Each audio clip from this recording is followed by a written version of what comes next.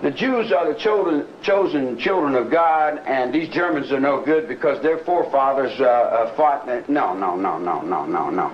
The Germans are no worse than the Jews.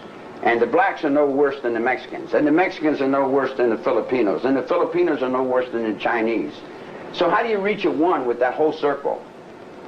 How do you reach a one with that whole circle? How do you have peace on this earth? You can't have peace on this earth unless you let Second World War die. You want to keep the Second World War going? You want to keep selling and buying Germans and dead Indians on TV every day? You know, that's got to stop.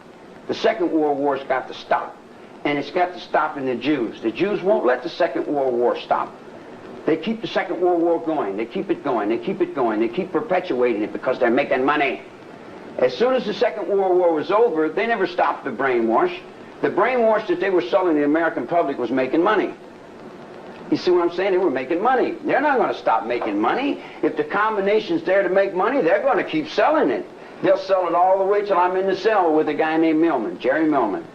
And he's got pictures of Hitler and Japanese and things all that. I said, boy, Hitler must have been a hell of a guy. He said, Hitler was terrible. I hate him. I hate him. I said, why do you hate him? He said, I'm a Jew. I said, well, why do you enshrine this guy? Is he your daddy? And he looked up to his mother's fear. And his mother's fear was Hitler. Hitler was like his father figure. He loved Hitler, but he hated Hitler. He needed Hitler to hold him up. Because Hitler was holding his hate up. Because without his hate, he didn't exist. He didn't have no reason to live unless he had some hate. He didn't have any reason to buy and sell unless the money held him up. If you took the money away from him, you took the hate away from him, he'd be gone.